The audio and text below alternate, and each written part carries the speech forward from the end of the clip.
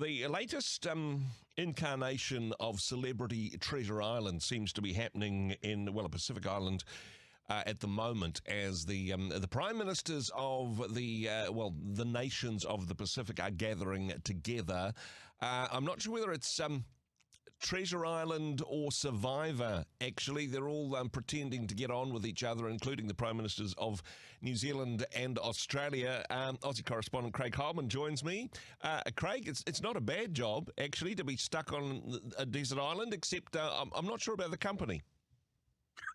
Sure, Andrew. Well, I'm living on a big island myself, which is very nice. But no, I'm not sure if it is Treasure Island or what it is up there. But they're certainly giving out lots of money. Mr. Albanese's been giving out hundreds of millions of dollars, half of which we discovered this morning is coming from the Americans. Okay. Well, you know, it's a nice job when you can get it. Well, it is, and hey, it's the perks of AUKUS, I suppose. You know, just rack up whatever bill you like, and then split it. Let's go Dutch at the end of the day. I wonder if they're paying half of his hotel bill up there. Exactly. Well, I'm not sure they got hotels, or whether they're just bivouacking on the sand. Survivor style, but yeah, honestly, you don't know our Prime Minister, do you? No media is allowed. So they're having a bit of a lockdown. No media is going to be allowed. So who knows what they get up to? I don't want to speculate. Something I do want to talk about though is some of the new rules kicking in Australia recently. The right to disconnect. Now I'm looking forward to the weekend coming up. I'm not sure how I'd feel if the boss calls me up in the middle of the weekend and says, "Oh, I need you to come in and fix something," or "Have you got that report sorted?" It's officially illegal to do that in Aussie. What's the story? It's illegal now if you've got more than 15 staff, so Rhema would be included, I'm sure. Your boss could not ring you on the weekend and say, "Andrew, you forgot to turn the mics off as you left the studio Friday," or whatever. You're up for a hot mic moment.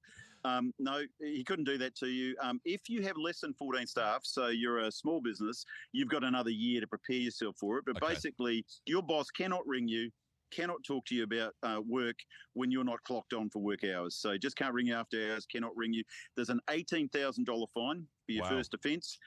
Your staff only have to lay a complaint. Now, there are exceptions. For example, if they had you on, security camera, leaving a gate unlocked or whatever, potentially they could escape and say, we had a good reason to ring the staff member concerned. But generally speaking, they're going to side with the employees. So, your boss just can't ring you after hours. Now, I mean, I think in the old days, mate, we used to deal with this under relationships, right? Yeah. You kind of got on with your boss and you wanted to help his business, and we're all in this together, we're all in the same boat, and people just work together. Now we have to have laws around it. I think it's a failure of character somewhere. Does it make a difference? For example, can you opt into this one? And I mean, for example, happy to use myself as an example here.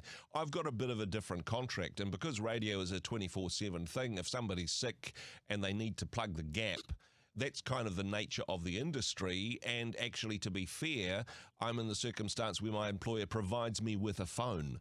So can you, I suppose, have specific employment contracts or some type of on-call arrangement which opts out of that one? Are there terms and conditions on this? I think I'm not being an employment lawyer myself, but I think if you've got a contract that says, hey, your work hours include, I think you'd be fine as an employer.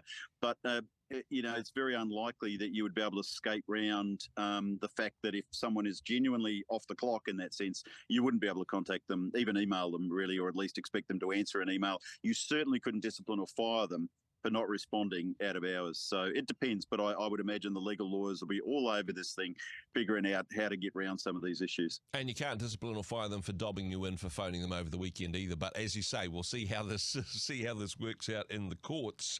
There's something else which has been in the courts recently. There's a bloke in WA who's won the battle to not his castle, but his mobile home, his bus. He's won a ruling to say he's allowed to be a gypsy.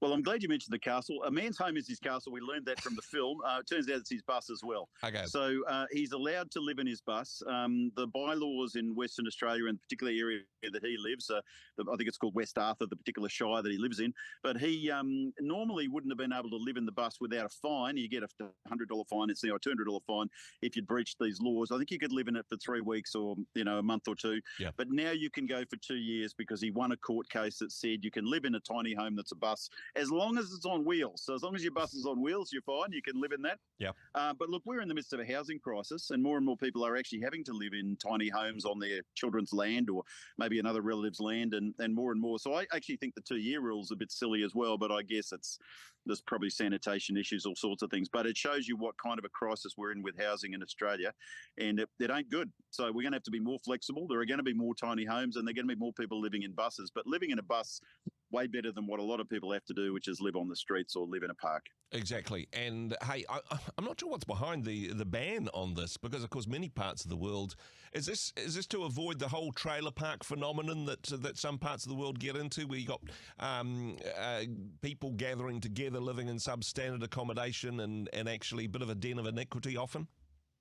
I think that's part of it. I see it as some sort of transition, really, where Australia's just not used to this. We're not used to having, things have happened so fast in terms of the housing crisis that I think the authorities are playing catch up, and it shows you how inflexible their thinking is, even just to extend it to 2 years. Because I can imagine the guy going back to court in 2 years and saying 2 years isn't long enough. Yeah. I'm enjoying living in my bus. These days, about property holdings and stuff, it's possession is 9/10 of the law.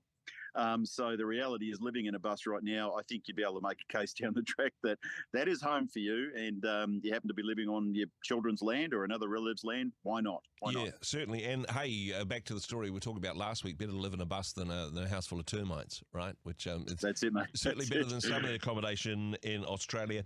Still on housing, though, and this is a really unusual one. It seems that there might be light at the end of the tunnel for Gen Z, reasons to be optimistic about getting a foot on the property ladder. Yep, that's a twofold issue for Gen Zs. Obviously, house prices are ridiculous. Like, they're double the price in relative dollar terms. They're double the price they would have been in the 1980s. If Gen Zs can hang on till 2034, large volumes of baby boomers, which is the generation just behind me, are going to start passing off their mortal coils and start turning their houses back into the property market. Yeah. Lots of those houses will be knocked down and turned into unit blocks and townhouses, etc.